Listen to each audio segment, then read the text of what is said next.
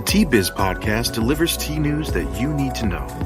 A recap of the week's major headlines with commentary and cultural trends hosted by Dan Bolton. It is the voice of origin for tea professionals and enthusiasts worldwide. Each year, the Tea-Biz portal publishes the State of the Tea Industry Forecast, a forward-looking assessment of production, pricing, trade, and demand. We invite tea professionals across the value chain to review the findings and contribute their perspective. Your insights help refine the forecast before it is finalized on March 1st. Hello, everyone. Here are this week's headlines. Hormuz shockwaves reshape global tea trade and freight risk. U.S.-India trade pact could reopen U.S. market access for Indian tea. And DMCC reveals new details on a 600-meter Uptown Dubai Megatall tower. Plus, tea discovery drives retail growth. Few specialty retailers have expanded as successfully or as thoughtfully as the Spice and Tea Exchange.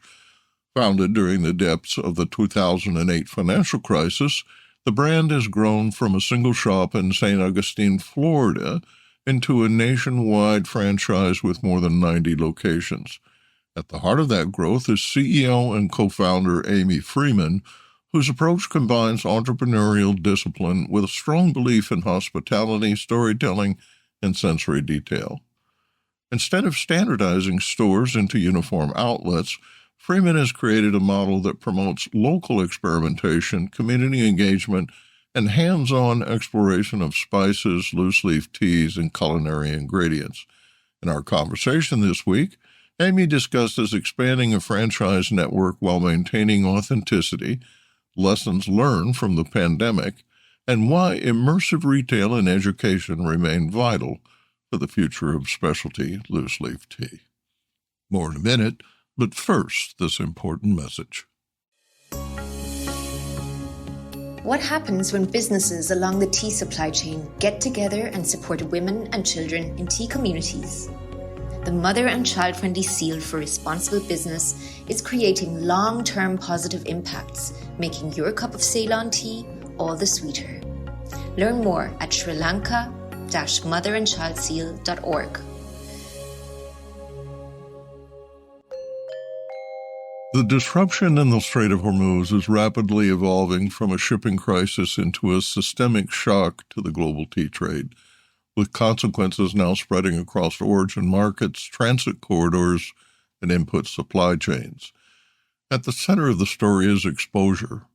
India's Tea Association estimates that 41% of India's tea exports move through the Hormuz-linked routes to the Gulf. Sri Lanka faces a similar dependency, with exporters warning of weekly losses of $10 to $15 million as vessels delay, reroute, or suspend shipments altogether. But the operational reality is becoming clearer and more severe. According to trade briefings circulating among Indian exporters this week, quote, maritime choke point dependency remains a strategic vulnerability for Indian tea. If instability persists, freight rates could rise by as much as 40%, insurance premiums will remain elevated, and transit times may extend by up to 25 days, end quote. It's not just a cost increase, it's a competitive shift. Indian tea risks losing ground at origins with shorter, more flexible routes into the Gulf markets, including East Africa. But East Africa is not insulated. Kenyan exporters are already warning of a potential loss of up to 20% of Middle East demand, particularly in key markets like Pakistan and the UAE. Auction liquidity is expected to tighten if cargoes cannot clear, and producers face rising exposure to delayed payments and unsold inventory. Sri Lanka, meanwhile, sits in a more precarious position. The country's orthodox tea sector is heavily export-dependent. With the Gulf routes disrupted, the industry faces immediate cash flow pressure, delayed shipment execution, and increasing uncertainty about buyer performance in high-risk markets like Iran. And this is where the story expands beyond the Gulf. The affected trade network stretches deep into Central and West Asia, including Kazakhstan, Kyrgyzstan, Uzbekistan, and Iraq, markets that rely on transit corridors now under strain. These are not marginal destinations. They are volume-absorbing markets that play a critical role in balancing global supply.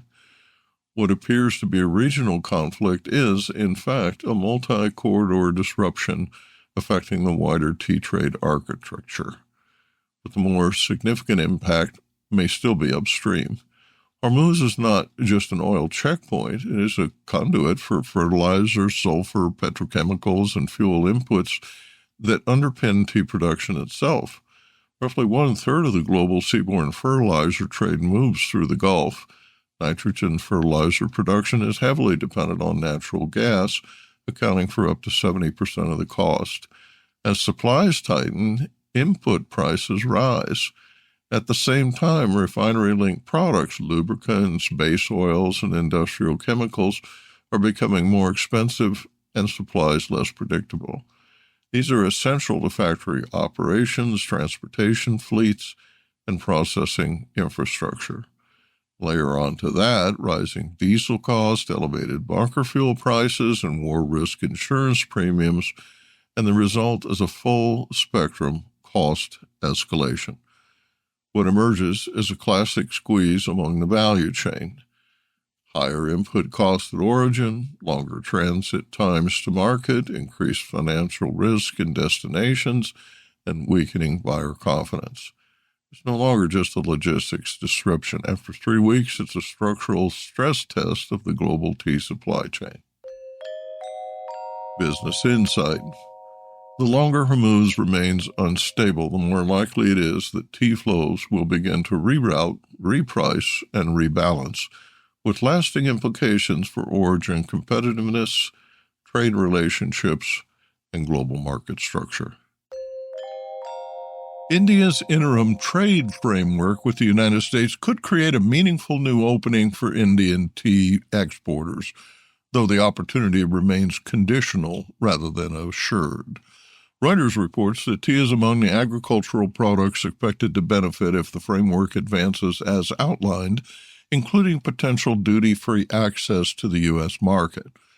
That matters because tariff relief can improve competitiveness, especially in price-sensitive categories, but it does not by itself create market share. The agreement is still politically contested. Farm unions and opposition parties in India have warned that parts of agriculture could face new pressure, while the government argues that protected staples remain insulated and that export-oriented categories such as tea could gain. So this is not yet a finished market access story.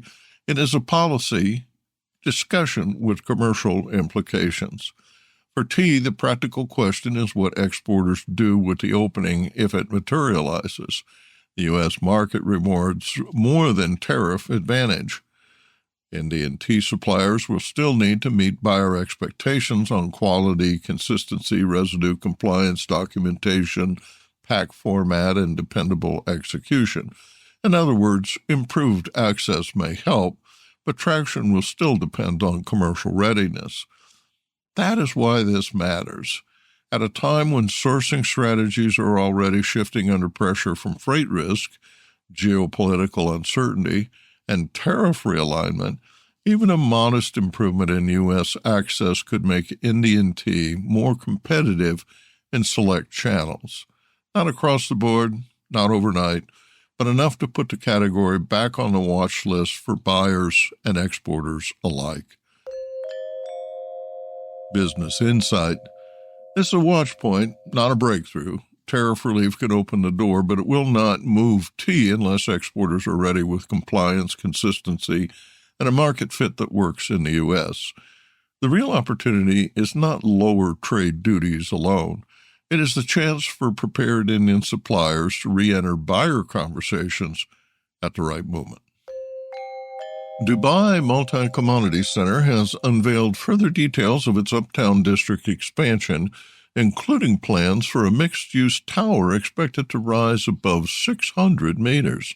The proposed Megatall structure, forms part of Phase 3 of the district's master plan, Executive Chairman and CEO Ahmed bin Sulayem said. Phase 1 delivered the 340-meter Uptown Dubai Tower and in the Central Plaza. Phase 2, comprising 2 Grade A office towers and 2 residential towers, is now under construction and scheduled for completion in late 2027 or early 2028. For tea traders, packers, and origin suppliers, the significance extends beyond the skyline ambition. The DMCC's continued capital commitment reinforces Dubai's role as a long-horizon trade hub linking Africa, South Asia, and the Gulf. This matters because the DMCC Tea Center operates the Jebel Ali Free Zone, giving tea companies access to warehousing, blending, packing, and other value-added processing near one of the region's key logistics gateways. Quote, "This is vertical development as economic signaling," bin Sulayem wrote, arguing that scale alone will not determine the district's long-term success.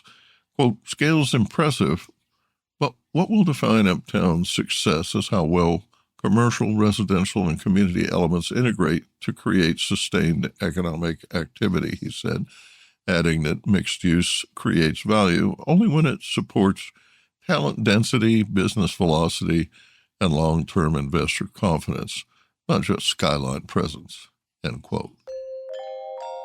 Business Insight. The announcement marks progress, not completion, but the development sequence now looks more complete. Phase 1 is delivered, Phase 2 is underway, and Phase 3 has a clearer anchor project. For businesses operating within DMCC's tea ecosystem, that strengthens the case that Dubai's trade infrastructure story is still expanding. The Week 11 Tea Price Report for the period ending March 13th is sponsored by the East Africa Tea Trade Association, owners of the Mombasa Tea Auction since 1956. Tea markets closed Week 11 with price discovery still driven more by quality and execution than by broad demand expansion. In Colombo, the latest broker-published weekly comparison available during this period showed sales averaged $3.68 per kilo for March 4th, down from $3.85 per kilo for the prior 25th February sale. Colombo softened on that measure even as better-made teas continued to attract support. In India, the weekly benchmark picture was incomplete. Disruptions in market demand are apparent due to widespread conflict in the Middle East and the closure of the Strait of Hormuz. The Board India published a North India average for the week ending 14 March, but the prior week was marked as not sold, so there's no clean week-over-week comparison. In East Africa, Mombasa remained active with fair general demand and selective absorption. Indonesia's market remained selective and quality-sensitive. Across origins, the key signal remains the widening gap between dependable manufacture and ordinary teas. Better-made teas continue to clear with disciplined competition, while plainer descriptions require price adjustment. Visit teajourney.pub and select Tea Price Report for a detailed regional breakdown, 6-month trade signals, and near-term outlook for Quarter 1. That's the Tea Price Report for Week 11, ending 13 March 2026. And now, a word from this week's sponsor. Hi, I'm Nish. I grew up in an organic tea farm and founded Nepal Tea Collective in 2016. Tea is not just a beverage for me, but a catalyst for social change, sustainably empowering hardworking artisans like my parents for the past 30 years. I'm on a mission to make the whole world aware of the goodness of Nepali teas and the good that comes from supporting growers in this remarkable land. If you haven't tasted Nepali teas yet, you're missing out. Our award-winning teas are making headlines. Find out why. Visit Nepal Tea Collective's website to get a free sample of this extraordinary taste of the Himalayas. That's nepalteacollective.com. Or just send me an email at nish, N-I-S-H, at nepalteacollective.com. Cheers.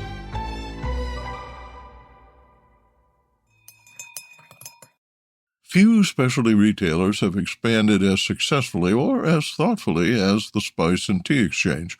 Founded during the depths of the 2008 financial crisis, The brand has grown from a single shop in St. Augustine, Florida, into a nationwide franchise with more than 90 locations. At the heart of that growth is CEO and co-founder Amy Freeman, whose approach combines entrepreneurial discipline with a strong belief in hospitality, storytelling, and sensory detail. Instead of standardizing stores into uniform outlets, Freeman has created a model that promotes local experimentation, community engagement, and hands-on exploration of spices, loose-leaf teas, and culinary ingredients. The company offers over 600 exclusive products curated by both in-house spice masters and spice masters at franchise locations. In this T-Biz Spotlight interview, Amy discusses expanding a franchise network while maintaining authenticity, lessons from the pandemic, and why immersive retail and education remain vital for the future of specialty loose-leaf tea.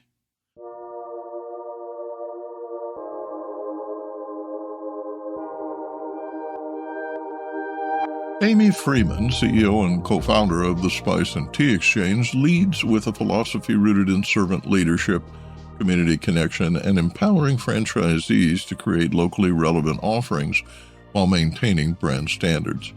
Under her guidance, the company has expanded its loose-leaf tea portfolio to over 85 varieties and continues to innovate across culinary teas, regional blends, and immersive retail experiences. This distinction reflects Amy's deep expertise in franchise development, operations, and brand growth, as well as her unwavering commitment to upholding the highest standards and best practices within the franchise community. Thanks so much, Amy, for joining us on this week's T-Biz podcast. Well, it is a pleasure to be here. You launched the Spice and Tea Exchange during the 2008 financial crisis and have since expanded to more than 90 locations. What leadership decisions or cultural principles allowed the brand to grow nationwide without losing the authenticity of the original shop? In 2008, I was in the process of selling a business, and I knew what was happening in the world with regard to the finance and banking situation. That chapter was closing successfully, and I was really looking for what I was going to do next. Mm-hmm. And I walked into a little store in St. Augustine, Florida, and it was a sensory overload. I discovered so many things cooking and being in restaurants and involved with what I thought at the time, a pretty good depth and breadth of knowledge with regard to spices. I was blown away, and I was able to open those jars and smell and taste. And before I knew it, I had $80 worth of spices on the counter and these little innocent little baggies. And it just went off that this is something that I would never do in the grocery store. I would never buy $80 worth of spices. I had a tremendous amount of variety and a reasonable package that if I didn't like it, I wouldn't have to use it. I could toss it and go on to the next. So that is how the Spice and Tea Exchange was born. Many U.S. specialty retailers struggled during the pandemic. Your franchise not only survived, it continued to grow.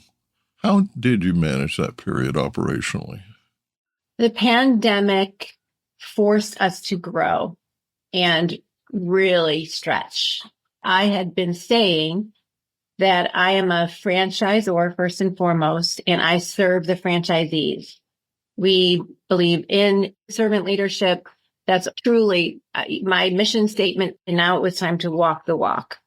And when the stores started closing down one by one, fortunately, I was at a meeting out in Utah with some very savvy franchisors, CEOs, founders, and a lot of people who were very innovative and were quick, nimble to respond.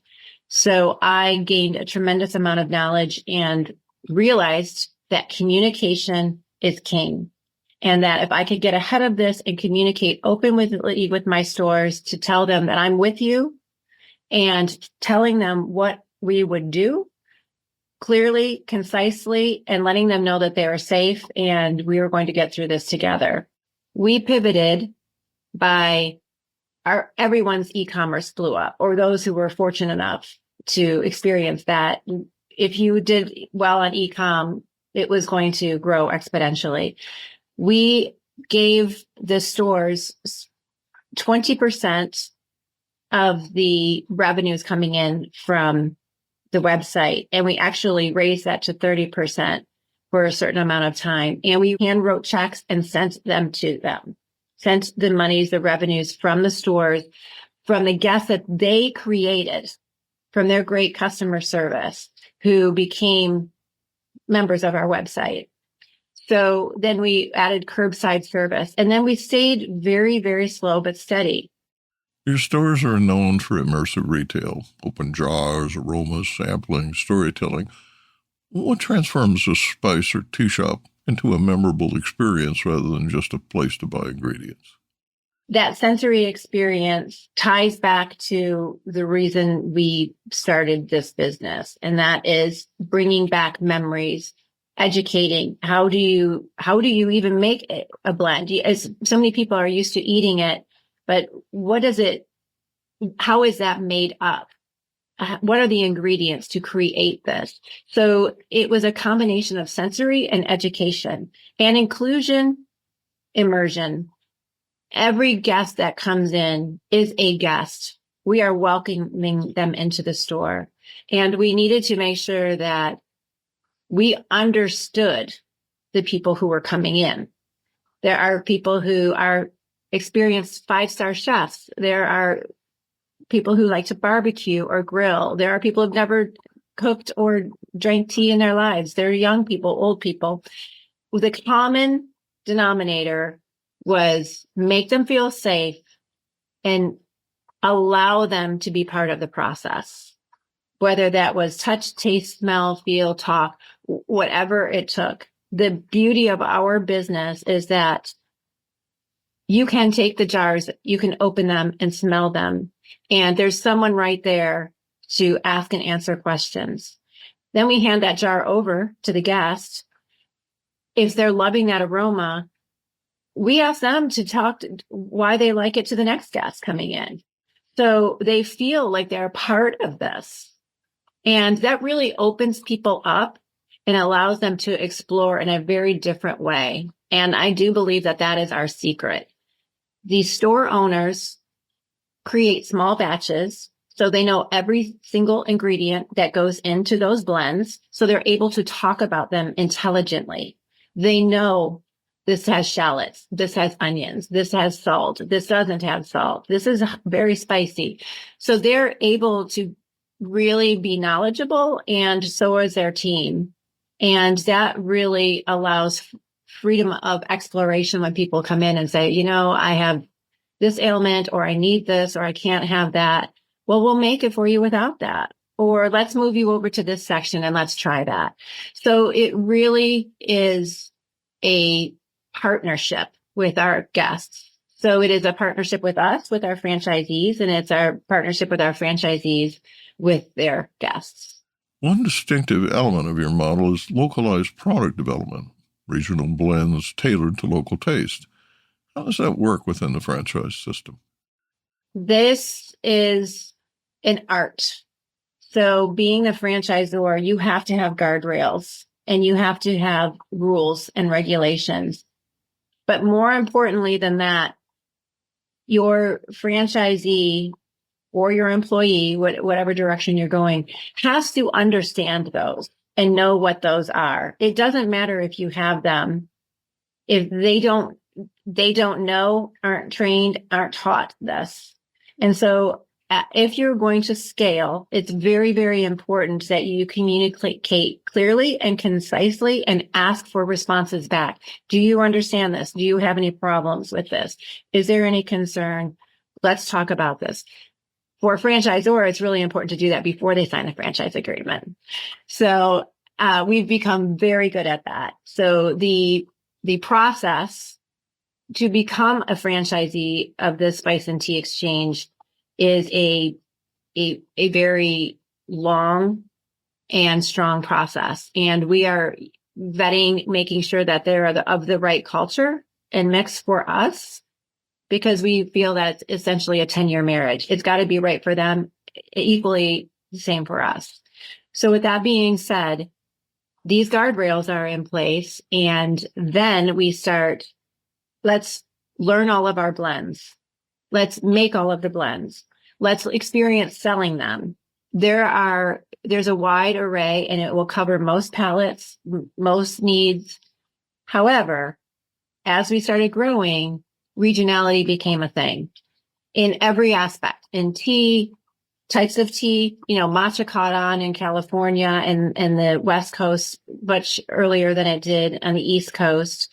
There are, spicy Cajun in New Orleans. So there's all of these different things that are happening.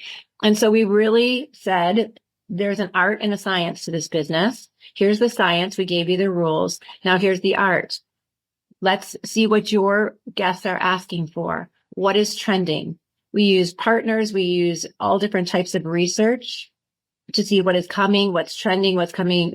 TV influences that. Instagram influences that. So our franchisees are the front line. And so they're starting to hear these requests way before we do in Florida, in St. Augustine, Florida. So we listen to our partners, and they say, everyone's coming in and they want vanilla lavender tea. It's the latest, greatest craze. All right, let's look at that. Is that sustainable in your area? Is that nationwide? Is this an isolated pocket that this is trending? I'll give you an example. Prickly pear in Arizona, prickly pear tea.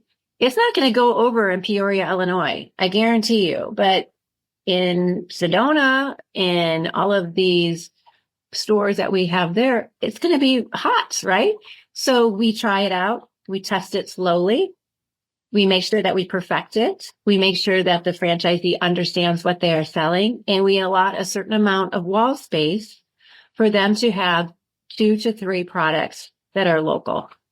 And after 90 days, we see how the sales are going. And then we introduce it to the franchise system and say, who wants to try this out? So we have a slow roll. And then we decide whether that's going to be a limited time offer, if that's going to be a staple on our shelf. And, then we give the franchisee credit. If they create a blend or if they bring something in, they love that and love to boast and brag. And 99% of the time, that regional area or store, that's their highest sale product. And they love to tout that in the system. And we give space for that to happen, and we cheer them on. You're part of a growing group of women leading companies in tea and specialty beverages. How do you see women entrepreneurs shaping this sector? This is a very difficult question for me, but I wanted to really have this conversation with you. We're a women-led business. It's difficult. I grew up in a man's world. I'm very comfortable in that.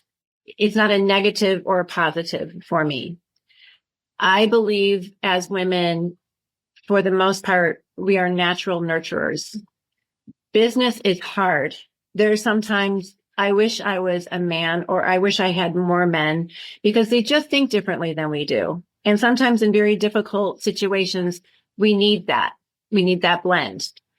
So being a woman-run company, my business partner, Penny, and I are we did not know each other prior to this, but we are leading this company, and we are the best of friends.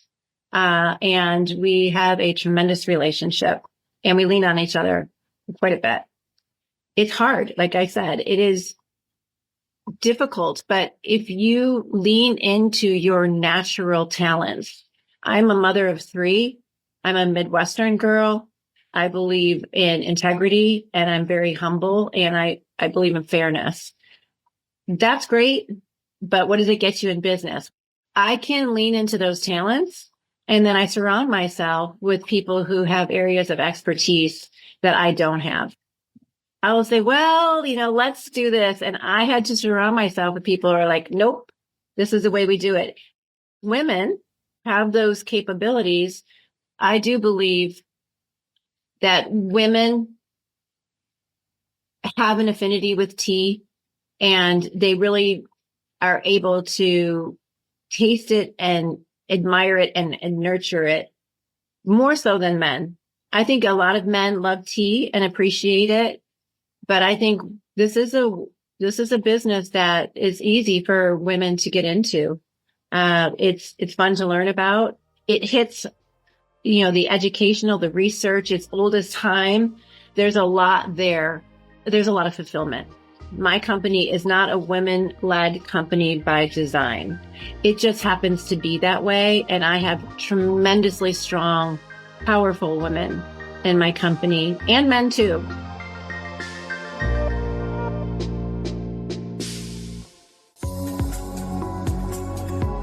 Intrigued by what you heard in today's podcast? Would you like to learn more from our global network of Tea-Biz journalists and tea experts? Remember to visit the Tea-Biz website for more comprehensive coverage. That's www.t-biz.com.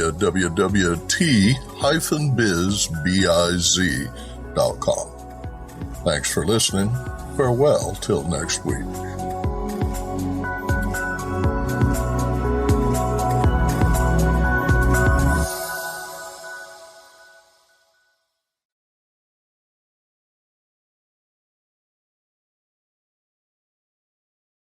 Produced by Adavita Studios. Connect your voice to the world.